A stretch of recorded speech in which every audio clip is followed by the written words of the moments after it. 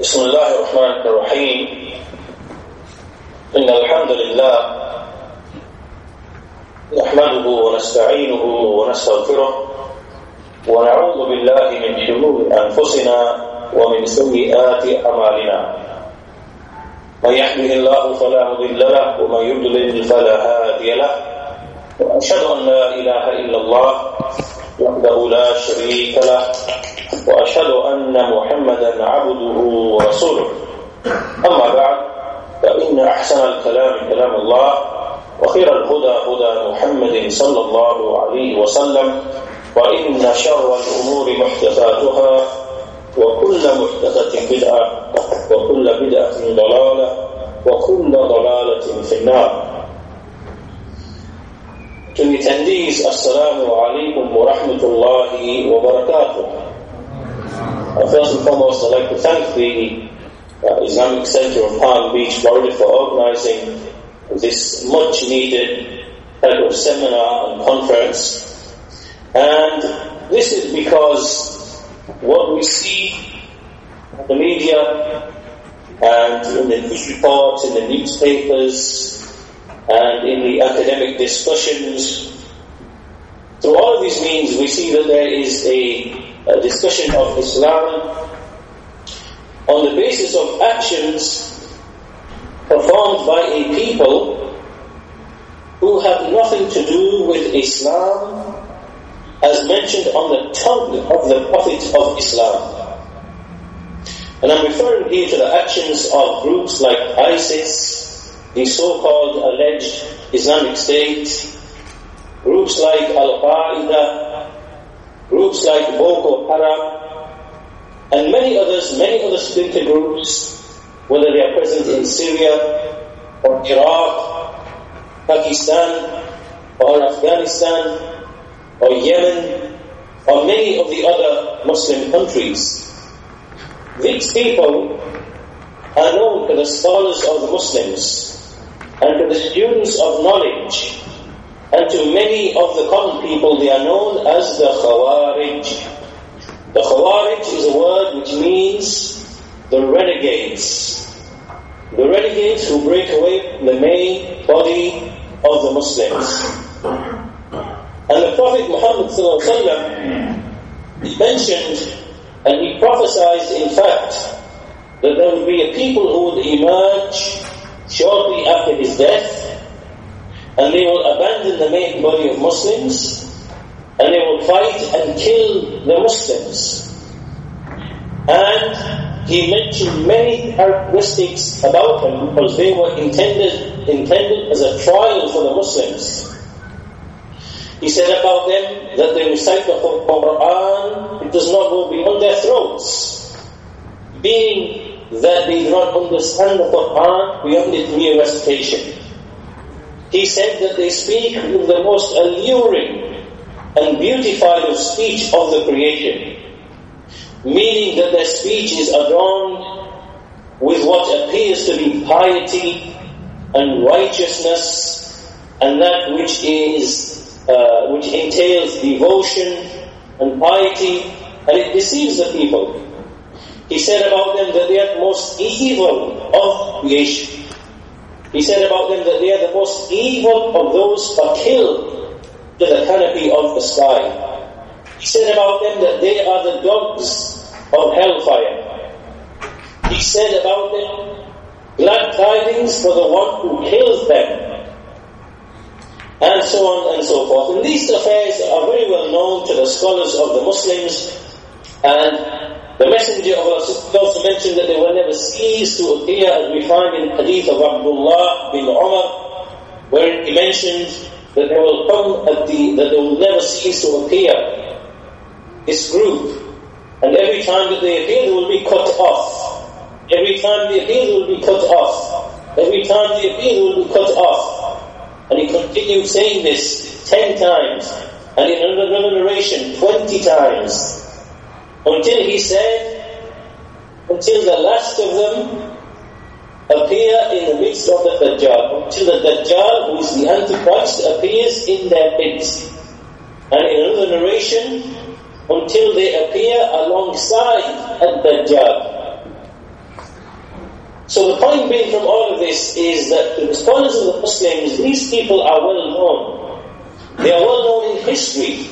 And if you look in the history of Islamic scholarship, and in particular the scholarship of those who follow the way of the Salaf, the Salafi scholars, when we look in the speech of Qatada, when we look in the speech of Abu al-Aliya from the Tabi'een, when we look at the speech of the sixth righteous caliph, as they say, Umar bin Abdul Aziz, and in the statements of the main scholars, the four scholars recognized by the scholars of the Muslims, Imam Malik, Abu Hanifa, Imam Ahmed, Imam Shafi'i, and then we go century after century after century. Imam al-Ajurri in the 4th century. We keep going until we reach the time of Ibn Taymiyyah, and then right up until this time of ours, see a consistent position against these people, speech about them, a refutation of their doubts, until many of the scholars of the Muslims who are highly regarded, respected, actually expel them from the fold of Islam.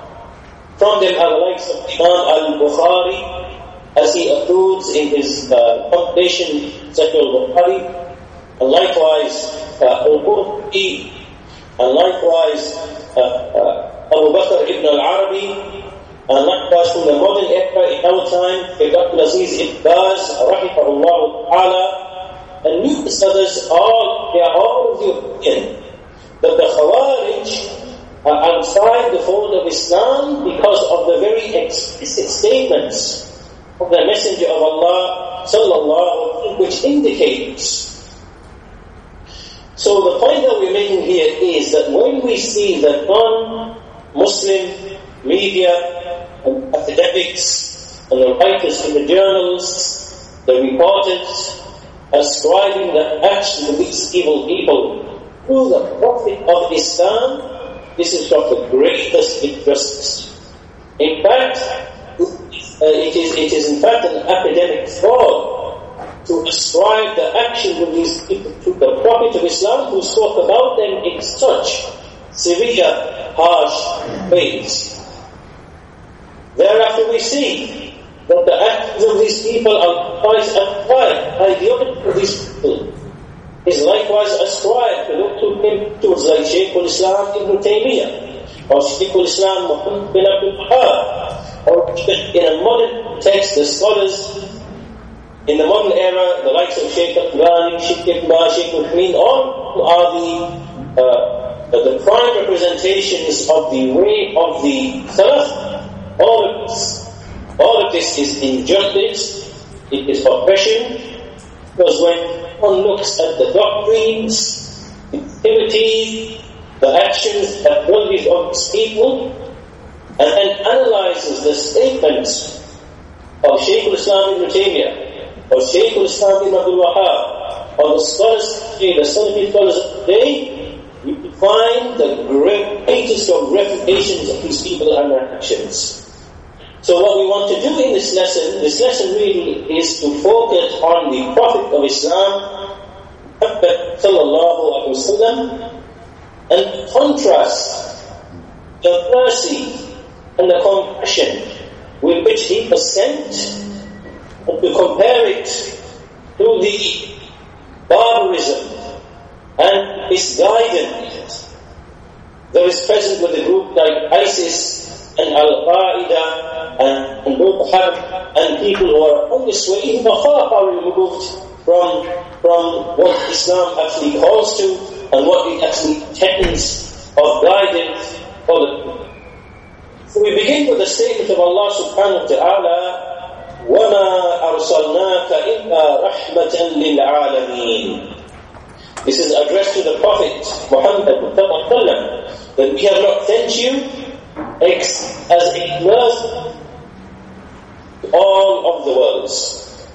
Prophet of Islam, Muhammad was sent as a mercy to all the worlds because he brought guidance. And mercy, to have mercy, to be described with mercy, ar-Rahmah, is from the perfect attributes of humans. It makes a person to be inclined to be affected by the things that harm the creation.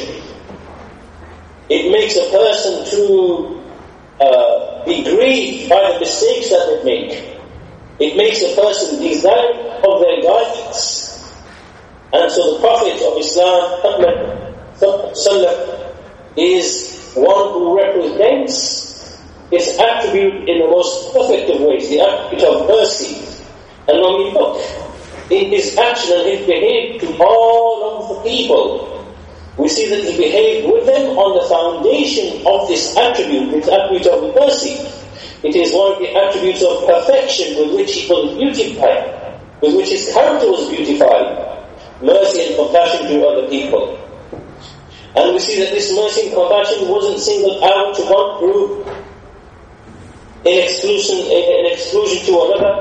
Rather, we see that this mercy is shown to the small and to the old, and to the one who is near, and to the one who is far, the one who is a believer, the one who is a non-Muslim, a non-believer, to the one who is a relative, an irrelative, to the one who is a distant relative. To all of these different categories of people, this mercy was manifested, and it wasn't just for his alone. So therefore, it is rightful for us to look at these manifestations of mercy that many of the Muslims often forget, let alone the non-Muslims. And so these manifestations are the mercy in the call, the way of the Prophet of Islam will illustrate to us the stark difference between what Islam calls to, what it intends by its message, and between these people who are the Khawaarij, the renegade, the terrorists, who upon a corrupt, evil, guilty ideology, motivated by worldly reasons,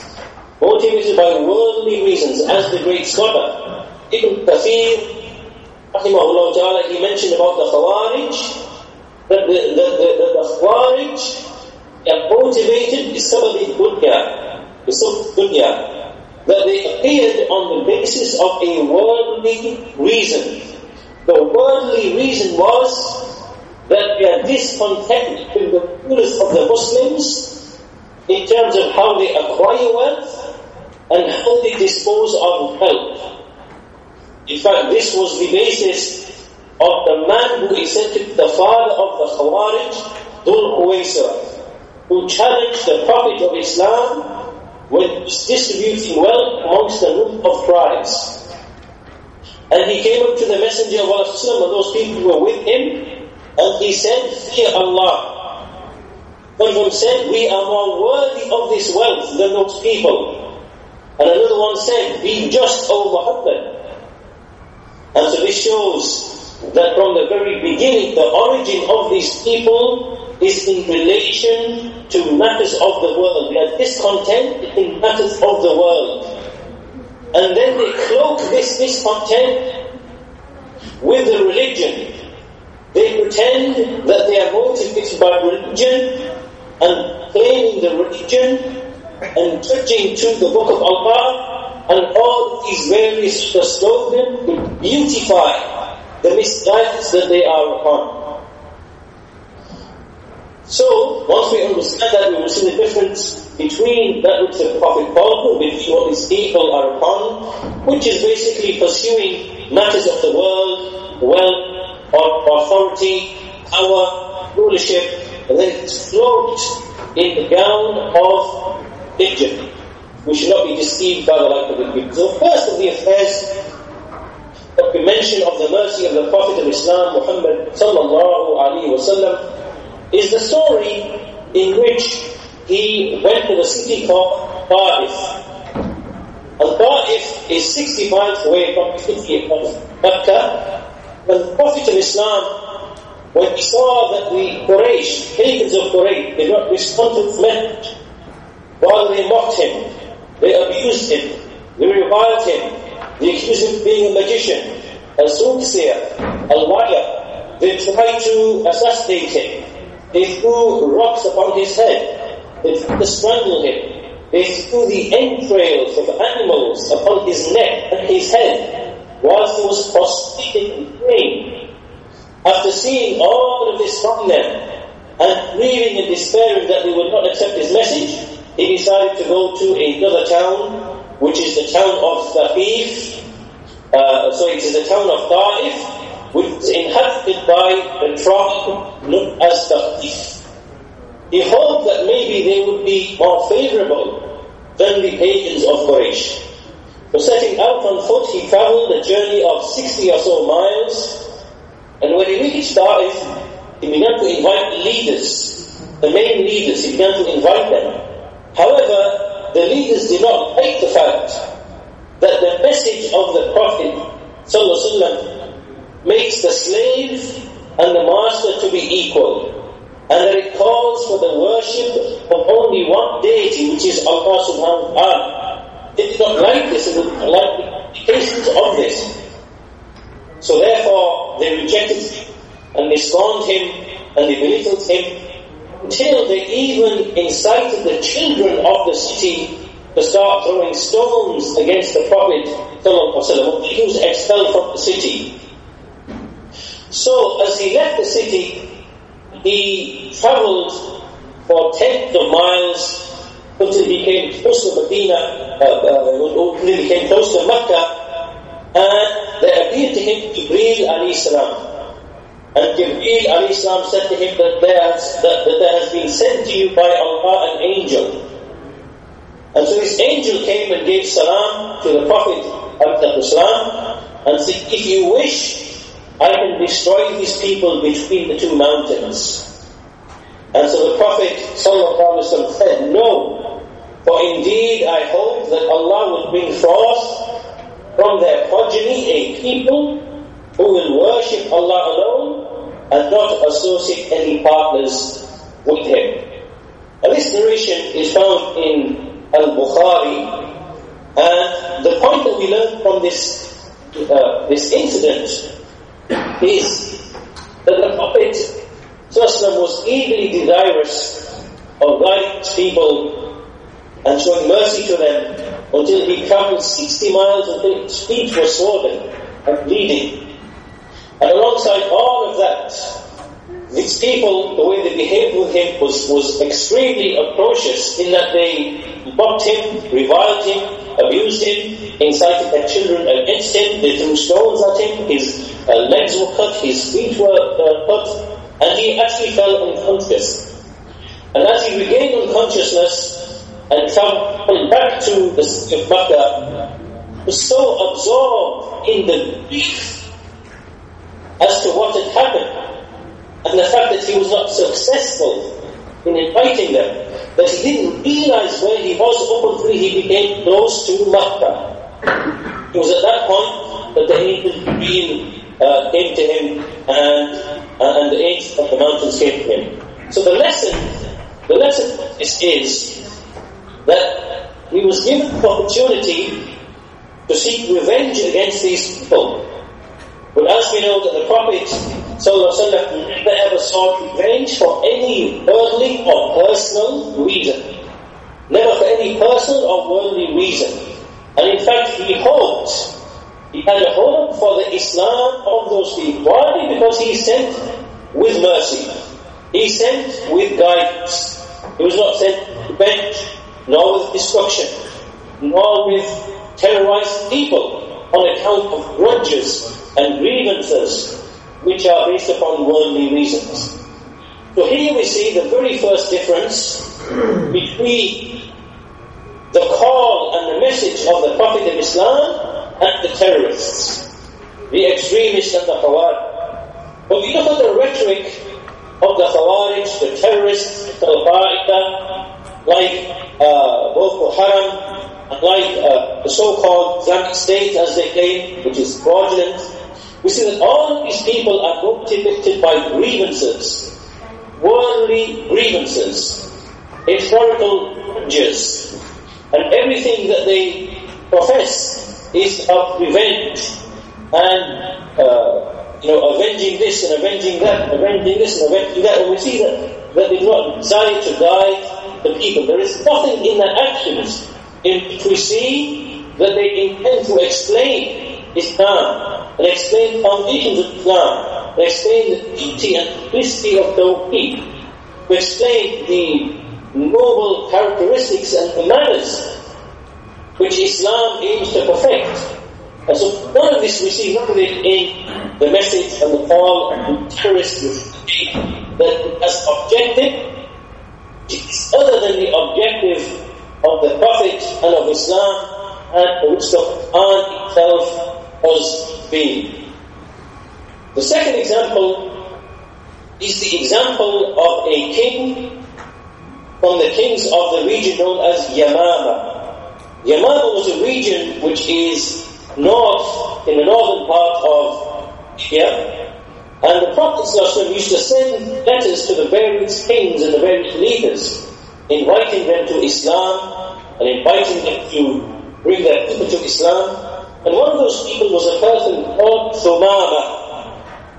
Thumama was a king and chief of the people of Bani Hanifa. And when he received a letter from the Prophet ﷺ, he became very enraged and he felt offended, and he, as a result of this, he was taken by pride and honor. In fact, he even killed a number of Muslims due to his outrage at receiving such an invitation from the Prophet ﷺ.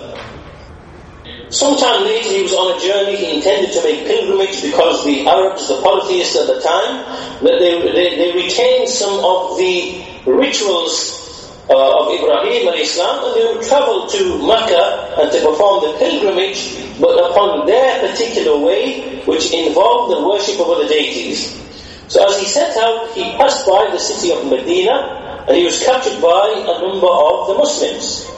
So they brought him to the Prophet ﷺ, and he ordered them to tie him to a pillar in the mosque. And when they tied him to a pillar in the mosque, the Messenger of Allah came to him, and he said to his companions, "Do you know who this man is?" He recognized who this man was, and he said, "This is Thumama bin Athal al-Hanafi. So be kind and benevolent to him." He then ordered for some food to be prepared for him. He then ordered for some milk to be brought to him. And then he left him for a day. He didn't speak to him at all. The next day he came to him, and he said to him, "For what purpose have you come, O Thumama? For what purpose have you come?" Bearing in mind that this is a man who was filled with hatred for the Prophet ﷺ, and who killed many of the Muslims due to his hatred and outrage. So he said to him, "For what purpose have you come, O Thumama? Why have you come?" And Thumama said to him, "I have come for no reason except for goodness. If you wish to kill me, you will be killing a noble, honorable man. And if you set me free, you will be doing me a favor. And if you wish to take wealth from me, then ask how much you want and I will give to you." So the Prophet ﷺ, he left him, and he left him for the day, and he left him observing the Muslims, because he was tied in the mosque and he could see what the Muslims were doing. They would come, they would make ablution, they would pray in the mosque, the call to the prayer would be made, and so on and so forth. So for a whole day he was seeing what the Muslims were doing. Then again the Prophet came to him a second time. He asked him again, "For what purpose have you come, O Thumama?" And he responded and he said the same things that he said before, the same three things. "If you kill me, you will kill an honorable man. And if you set me free, then you will be setting me free, and I will be very grateful. And if you wish for wealth, I will give you wealth." So then he left him again to watch and observe what the Muslims were doing. And then the third time he came the day after and said to him again, "O Thumama, for what reason have you come?" And he answered it in exactly the same way. So then the Prophet ﷺ, he let him go free, and as this man was walking away to go back to his place, he reflected and thought about his whole experience, keeping in mind that the Prophet was the most hated of people to him. And as his thought and reflection continued, he came by this place where there was a well or a stream, and he decided to make ablution, to wash himself, and go all the way back to the mosque, to the Prophet, peace be upon him, and he accepted Islam. Now, the lessons from this story is, first of all, what is the ruling of a captive in Islam? Because this man was a captive. He was held a captive by the Muslims, and he was kept in the mosque for 3 days, a number of days. And so the point that we learn from this, first of all, that the captive in Islam has rights. These rights have been textually stated in the Sharia texts, in the text of the Quran and the text of the Sunnah. From those rights, which are mentioned by the scholars, is that he should not be forced to accept Islam. He should not be forced to abandon his religion. Rather, he should be invited to Islam in a way that is best. And this is the first of those ways that the captive is treated. The second of those ways is that the captive is to be given food, and is to be given drink, and he is to be honored in this sense. In fact, to such a degree that one of the captives from the polytheists, when he was captured, from the captives of war, and the companions recognizing and knowing the great reward that there is for feeding a captive, they would throw their own bread towards him. And to each of the companions, when they were sat, they would throw their bread towards him, giving him their food, giving him their food, to such a degree that he explained how embarrassed he felt. He felt so embarrassed that he had to return the bread to each of the companions because it was being, it was piling up in front of him. So the second thing here that we learn from this incident is feeding the captive and giving the captive to drink. Why? Because this is from the needs of a captive. The third thing that we learn from this is not punishing the captive. To not punish the captive. Rather, we see from the Prophet ﷺ the manifestations of mercy and kindness, and there wasn't any seeking of revenge or things like this. So these are some of the rulings that we see. These are from some of the points that can be derived from this incident, which the scholars of the Sunnah have derived from this incident. And we can also see that the captive, when we look at Islam in general, that very few of the captives were actually killed. Rather, we see that the majority of them, because the intent behind Islam is guidance of the people that were dealt with in a very benevolent and a very kind way, and very, very, very few of the captives in Islam were actually killed. Very, very, very rarely. And this is a manifestation again to show that Islam did not come with revenge. It came for guidance for the people. And likewise we see in the approach of the Prophet ﷺ, the fact that he spoke to him over a period of days and was very kind and benevolent to him, and speaking to him in a way that would soften his heart. Why? Because this individual was a prominent figure. He was a king, a leader of his people. And by inclining him towards Islam, he would in turn go back, and his whole society and the people with him would turn back to Islam. Indeed, this is what happened. This man, he went to perform pilgrimage, and then when he returned from pilgrimage, he went back to his place, and then he boycotted the pagans of Quraysh, meaning that he withheld all of the grains from them, the grains like barley, wheat and things like that. Why? Because Yamama was a fertile region, and the pagans of Mecca, they would rely upon this region to receive most of their food.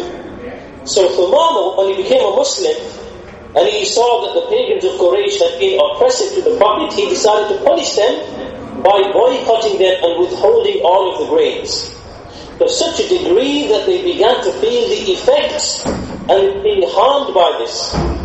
Pagans of Quraysh, they sent a messenger to Muhammad in Medina, and they said to him, they complained to him that this man, that we thought that your religion was a religion of mercy, and yet this man, he is killing our children, he is killing our women, he is starving us.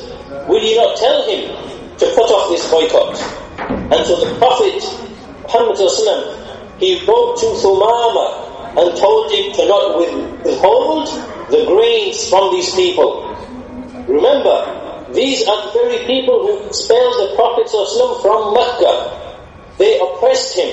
They tried to kill him. They abused and reviled him.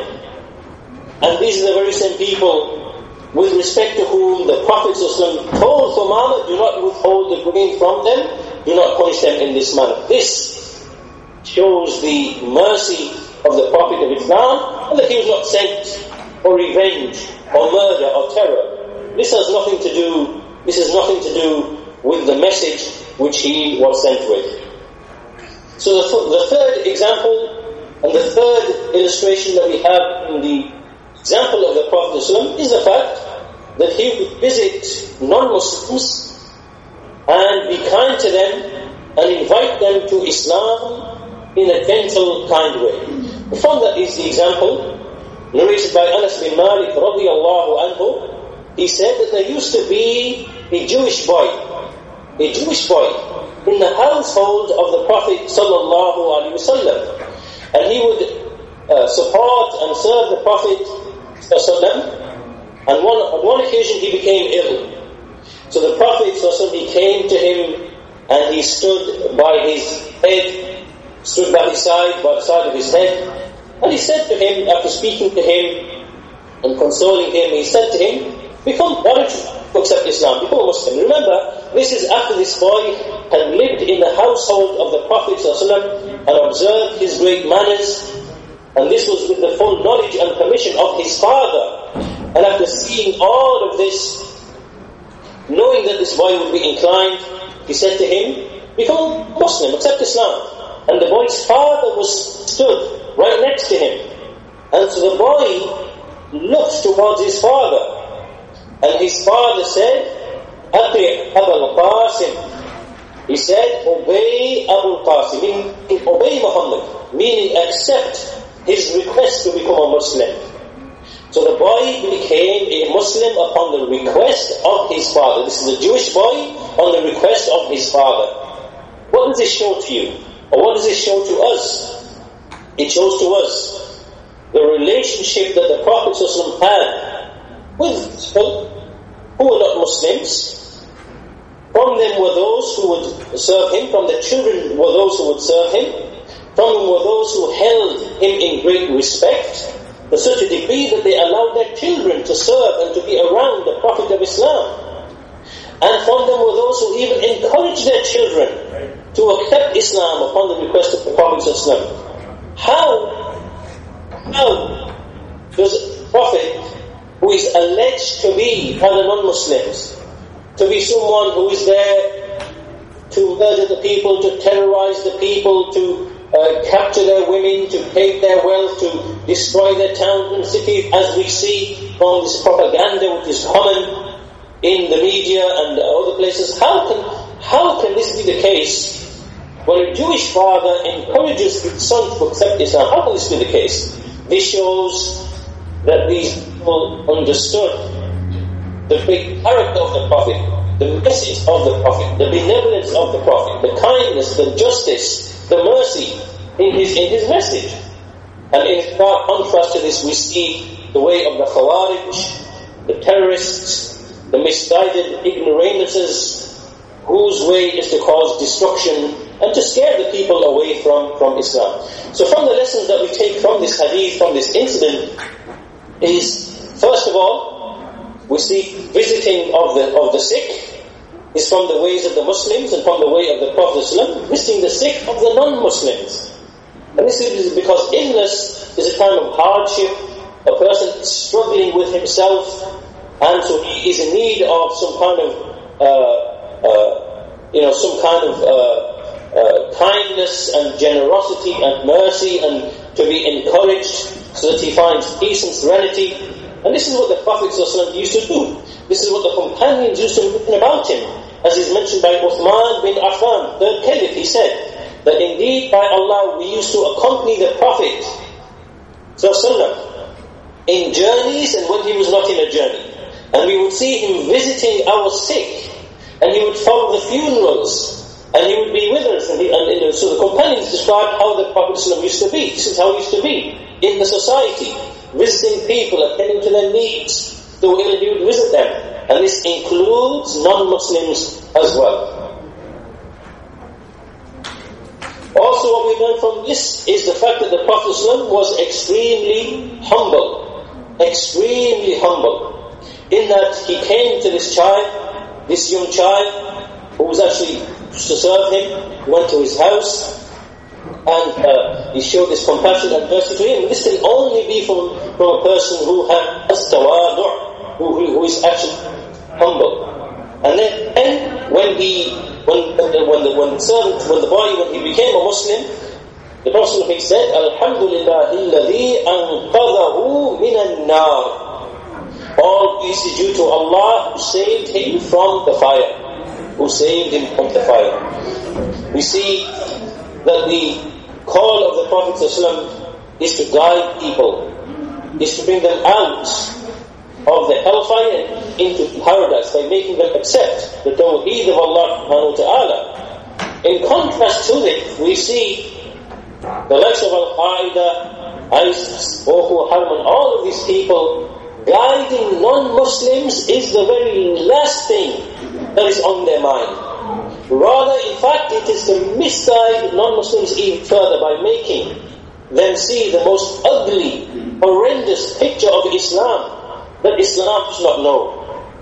So therefore, how can these people be equated and likened and ascribed to the Prophet ﷺ? This shows the great injustice, the great oppression in these cartoons and in the way that the media portrays these people and connects them to the Prophet ﷺ.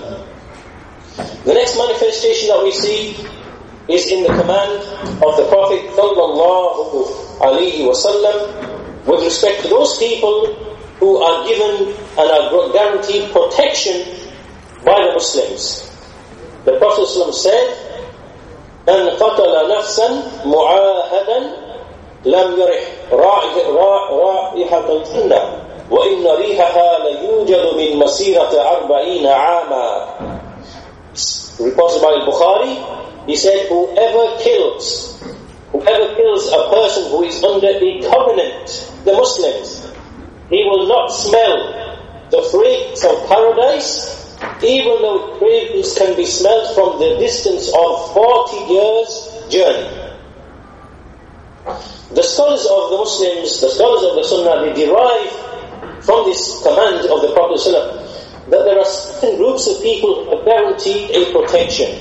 From them are those who have a covenant with the Muslims, like we have today. Many of the non-Muslim countries have a treaty, have a covenant with the Muslim countries. There are treaties in terms of trade.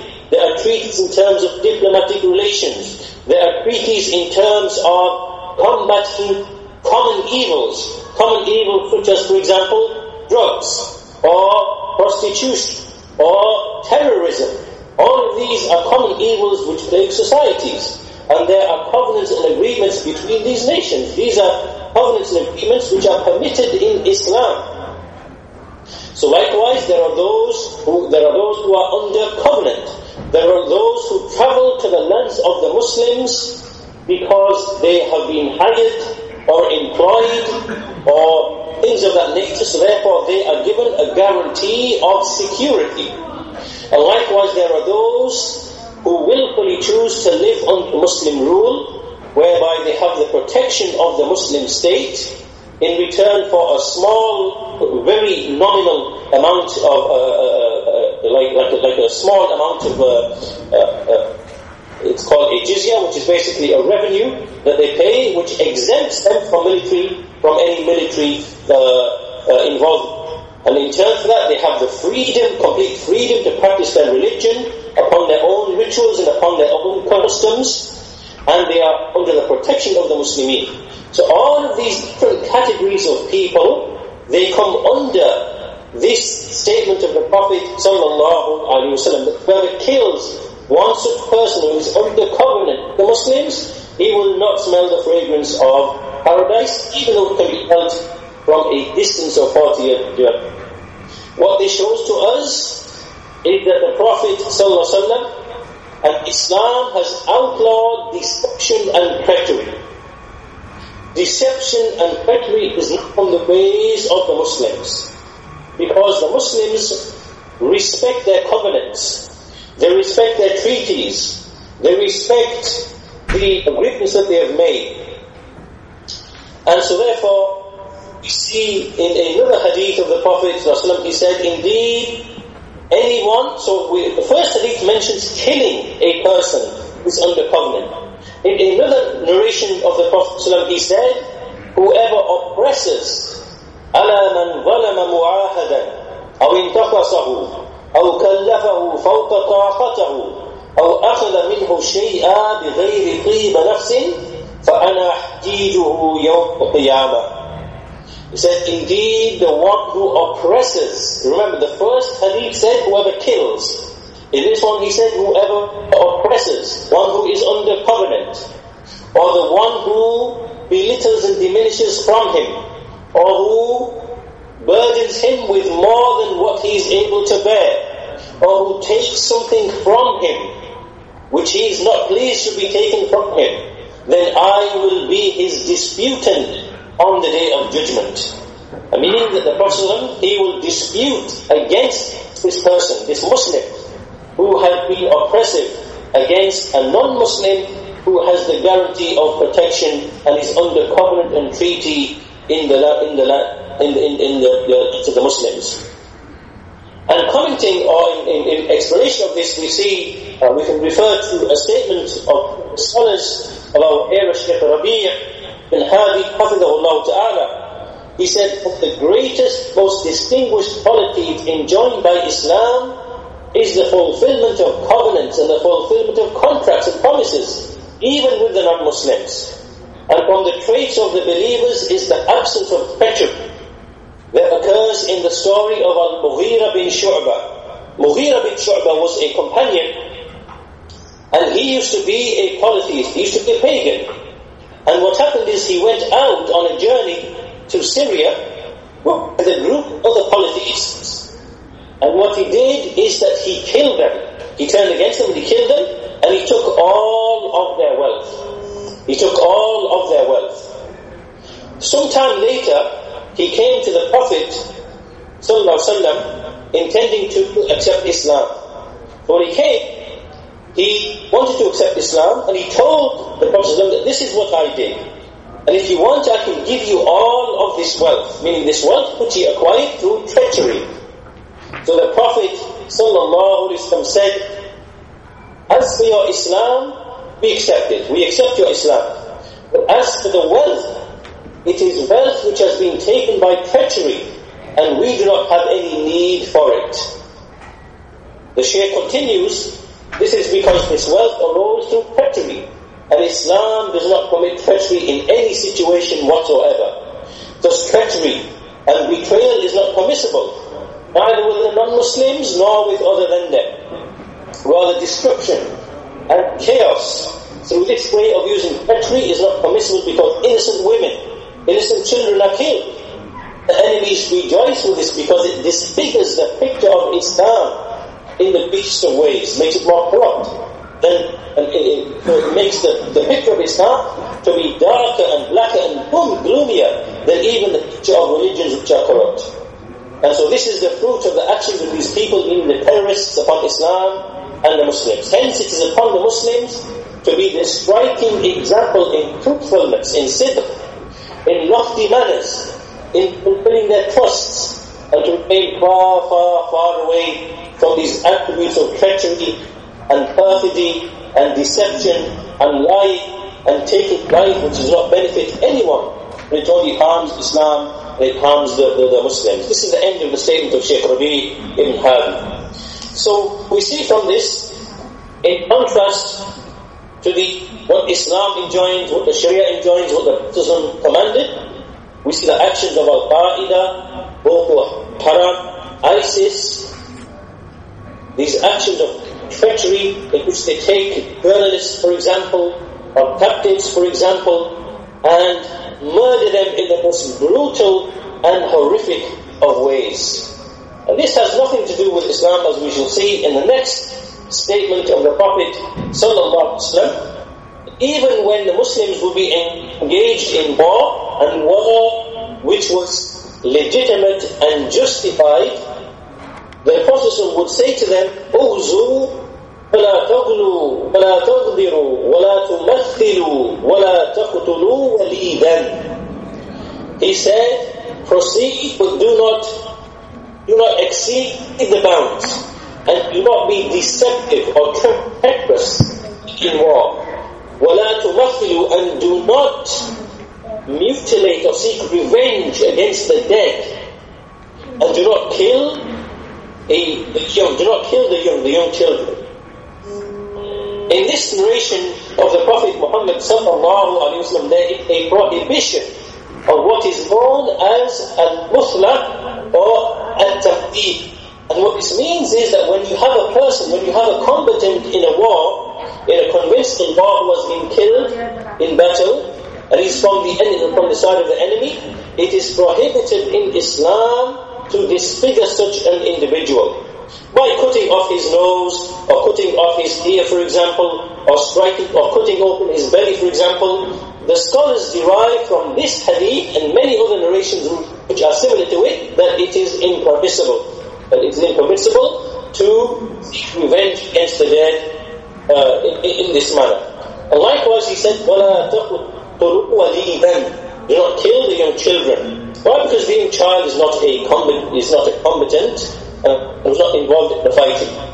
So, from this, see again, what illustrates to us is that the intent behind jihad, where it is a legitimate jihad, organized by the ruler, not by the terrorist insurgent groups, these individuals and the terrorists and what they do in societies, committing suicide bombings and disrupting the society and terrorizing the general people. We are speaking in a legitimate, justified, conventional, just war that takes place with proper announcement and with full knowledge.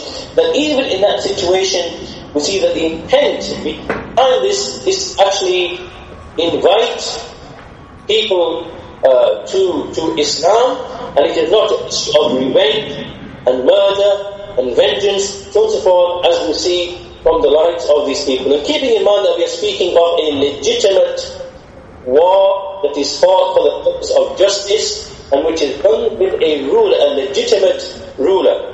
But even where that takes place, then the rights of these injunctions exist, and we see that the war in Islam is not a war of expanding territory, nor opening free markets, nor opening new fronts for trade, nor is it to seek revenge on account of or to seek revenge for one's race.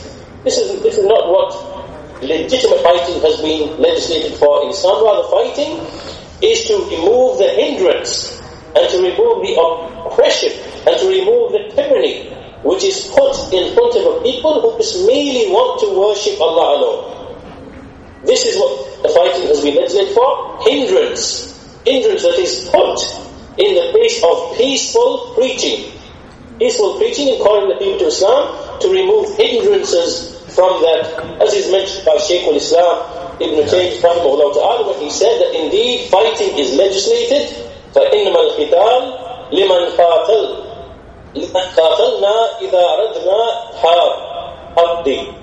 That fighting is when people fight against us when we wish to proclaim the religion peacefully. So this is another example, the manifestation of the mercy in the teachings of Islam, and even the situation and the scenario of battle. And this again illustrates the stark difference between what we find in the teachings of the Prophet ﷺ and the terrorists, the Khawaarij, from whom we see the most barbaric, most evil of actions, whose only purpose can be to scare the people away from Islam and from the Muslim community. Another manifestation that we can mention is the statement of the Prophet ﷺ when he was asked by a man.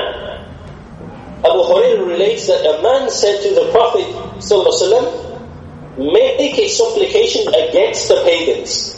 Ya Rasulullah, ud'u ala al-mushrikeen.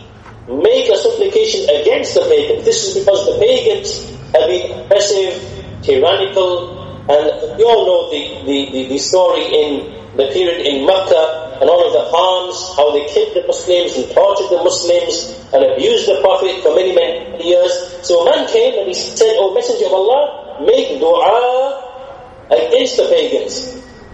So what did the Messenger, so what did he reply with? What did he respond?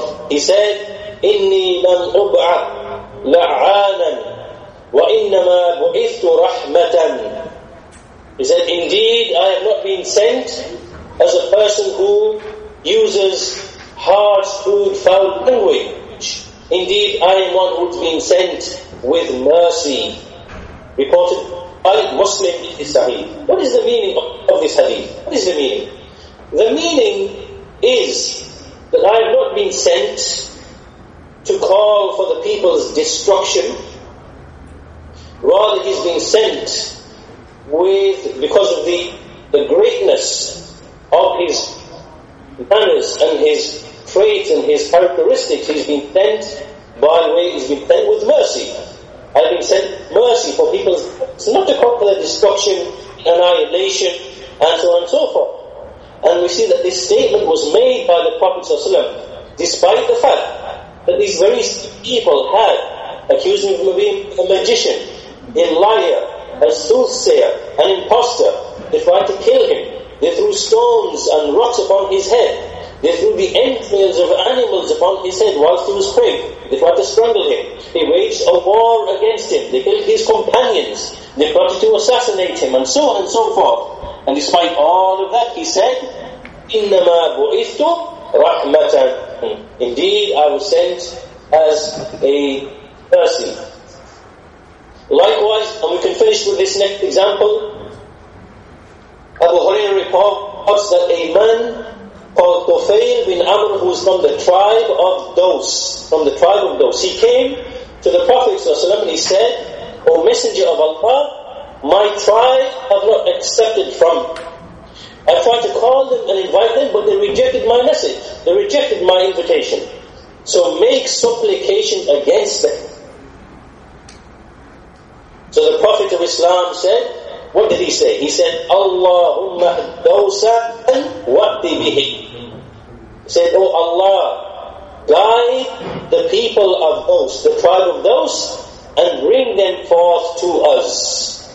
Reported by Al-Bukhari. In another narration, another man came and he said, "O Messenger of Allah, the people of Thaqif, they have harmed us. Make a supplication against them." What did the Prophet of Islam, what did he say? He said, "Allahumma hdi Thaqifan." He said, "Oh Allah, guide the people of Thaqif." Reported by At-Tirmidhi. Notice here in both of these instances, he did not make supplication to destroy the tribe of Dos or to destroy the tribe of Thaqif, even though these people, from them were those who showed oppression and tyranny against Prophet and against the Muslims. What do we learn from this example? We learn from this example once more that Islam is a deen, is a religion of guidance and mercy, and we see that the Prophet, despite being requested to invoke Allah, which he could have, to destroy them or to harm them, he invoked Allah to guide these tribes to Islam. Now, when we compare the actions of these people, and we see ISIS or Al-Qaeda, you would think that these people, if they were motivated by Islam, if they were motivated by the desire to guide people, do you not think that in their actions would be that would make the people of America, for example, or the people of the United Kingdom, or the people of Europe, or the people of South America, or the people of Japan, do you not think that there would be in their actions that would make those people inclined towards Islam and to evaluate Islam on the basis of its teachings of Tawheed, of monotheism, and the call to give charity, and the call to be righteous towards the parents, and the call to honor the orphans and the widows, and the call to give charity. Do you not think that these people would present this face and this picture of Islam? Rather do we see from them? We see from them the exact opposite to what we see inherent in the call of the Prophet. We see them presenting and showing the most evil, despicable picture possible, terrorizing the people with psychology and with this type of terrorist type of warfare, with all of these evil types of murders and executions done in most horrendous way to create this psychological fear and terror. How does this connect to the actions and the way of the Prophet and Islam with those people in his time who fought him for the sake of the religion? How does this reconcile with that? We see there is no connection whatsoever. And then at the end result of all that, we see that the tribe of those eventually, much later, came and they accepted Islam in droves. So meaning, after the battle of Badr, after the battle of Uhud had taken place, after the battle of the trenches had taken place, after all of this took place over many years, eventually the tribe of those, they became Muslim, and about 80 or so houses in Medina were all of the tribe of those, meaning that they formed a very large portion of the Muslims who were in Medina, meaning that the supplication of the Prophet ﷺ was answered by Allah and His people after a very long time, after many situations. They eventually accepted Islam and they came and they settled in the city of Medina.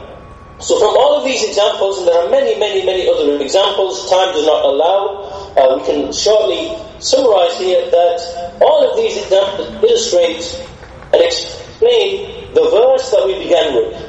وَمَا أَرْسَلْنَاكَ إِلَّا رَحْمَةً لِلْعَالَمِينَ. We did not send you, O Muhammad, except as a mercy to mankind. These manifestations that we've seen, these examples that we've looked at, they inform us about the reality of the Prophet ﷺ, his noble characteristics, his personality, how he used to behave with the Muslims and with the non-Muslims. It was with justice and kindness and with compassion, with the intent to guide. And likewise, we see that it is from aiding and supporting the Prophet ﷺ to mention the likes of these incidents, and therefore I encourage myself and yourself and everybody who has the ability to mention the likes of these examples in the sermons, in the lectures, in their writing, and to present these and to present them amongst the Muslims and the non-Muslims, so that they can see the difference and the contrast between these evil terrorists and between what Islam actually came with, and the mercy and the kindness and the compassion that it came with. And after that, we conclude our lesson today. Walhamdulillah Rabbil Alameen. Wa sallallahu ala nabiyyina Muhammad wa ala alihi sahbihi ajma'een. Jazakallah khair. Iyaad, may Allah reward you immensely. Barakallahu feekum. We thank you for your time, and we hope to have you again at another seminar, inshallah. جزاكم الله خيرا بارك الله فيكم. وعليكم السلام ورحمة الله وبركاته.